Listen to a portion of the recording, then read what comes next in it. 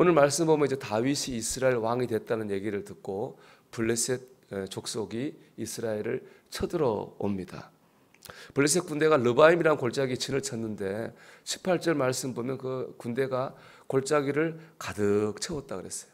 그만큼 블레셋 군대가 많고 강했다는 얘기죠. 이에 다윗이 이렇게 합니다. 19절 보면 다윗이 여호와께 여쭈어 이르되 내가 블레셋 사람에게로 올라가리까. 올라간다는 말은 정면 승부를 한다는 말이에요. 그러니까 하나님 이렇게 응답하셔요. 여호와께서 다윗에게 말씀하시되 올라가라. 내가 반드시 블레셋 사람을 내 손에 넘기리라 하신지라. 하나님께서는 정면 승부하라 이렇게 하셨습니다. 다윗 하나님의 말씀에 순종했습니다. 이스라엘은 크게 이기고 블레셋 족속은 쫓겨갔어요.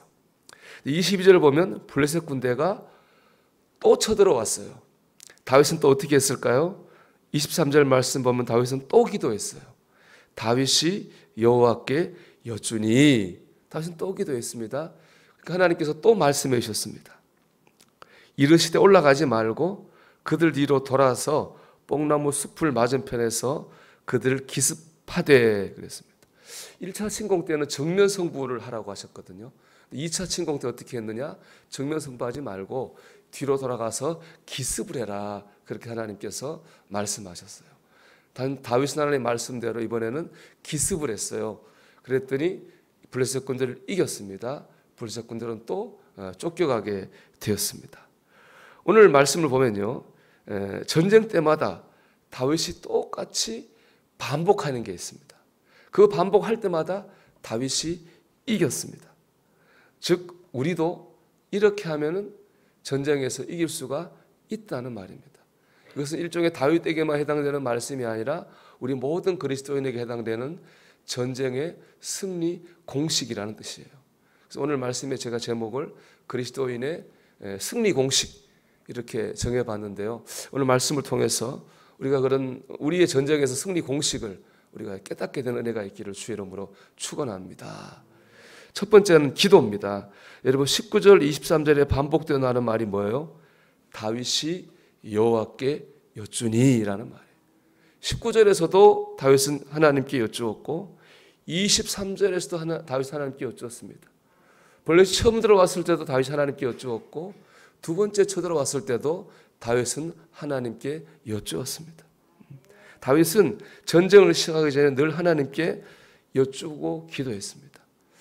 그리스도인의 승리 공식 첫째는 기도입니다. 우리 기도해야 됩니다. 이제 중요한 건 뭐냐? 시점이죠, 시점. 다윗이 전쟁하다가 안 되니까 그때 기도했나요? 아니에요. 시작하기 전에 기도했어요. 여러분, 우리는 모든 일을 시작하기 전에 충분히 기도해야 됩니다. 그래야 우리가 승리할 수 있습니다. 이게 당연한 것 같지만 그렇게 쉽지 않습니다. 여러분 생각해 보세요. 다윗은 소년 때부터 전쟁했어요. 14살부터 전쟁을 한 사람입니다. 지금 왕은 30에 됐으니까 30이 넘은 거예요. 평생을 전쟁터에서 우리 표현으로 하면 잔뼈가 굵은 사람입니다. 어떻게 해야 싸워야 되는지 그 지식과 경험이 지금 충만하게 축적되어 있는 상태입니다. 그럼 자기 생각으로 전략을 짜고 행동할 수 있습니다. 굳이 하나님께 물어야 된다고 생각하지 않았을 수도 있습니다. 하지만 다윗은 하나님께 여쭈었습니다. 이것이 의미하는 게 뭐예요? 다윗의 겸손함입니다.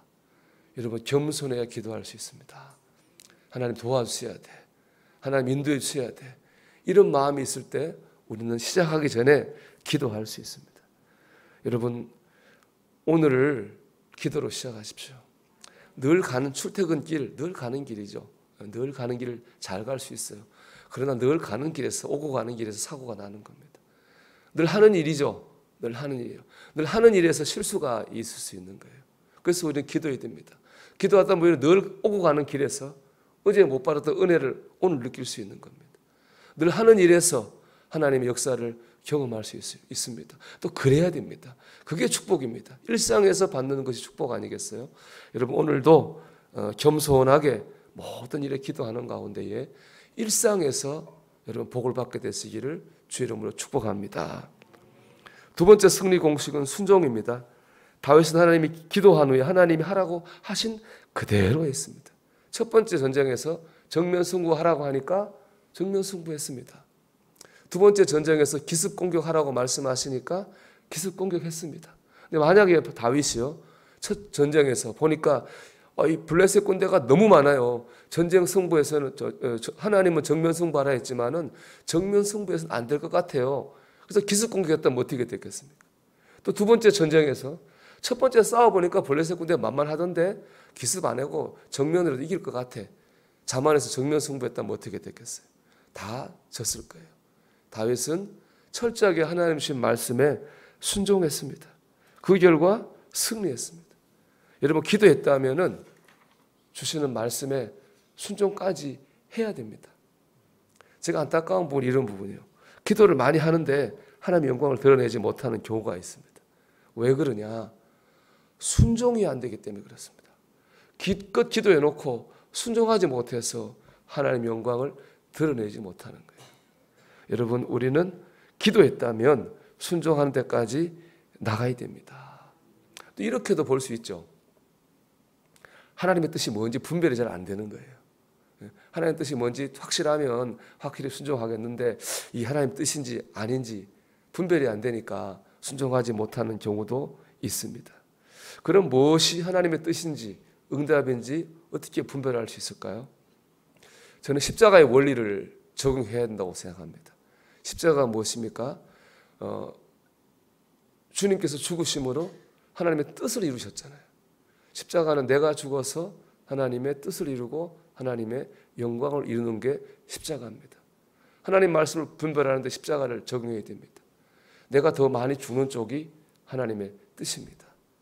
내가 더 많이 참는 쪽이 하나님의 뜻입니다. 내가 더 많이 희생해야 되는 쪽이 하나님의 뜻입니다. 내가 더 사랑하고 섬겨야 되는 쪽이 하나님의 뜻입니다. 이게 십자가의 원리입니다. 이 기준을 가지고 내 안에 두 마음이, 기도하고 나서 두 마음이 들든 세 마음이 들 때 그 마음을 분별하면 됩니다. 아, 이렇게 하나님 뜻이구나. 그 뜻대로 갈 때에 십자가가 승리하지 않았습니까? 반드시 주께서 승리를 주실 줄 믿습니다. 우리가 그 응답대로 순종할 때에 반드시 하나님께서 우리 영역의 문제, 가정의 문제, 인간관계 문제 해결하실 줄로 믿습니다.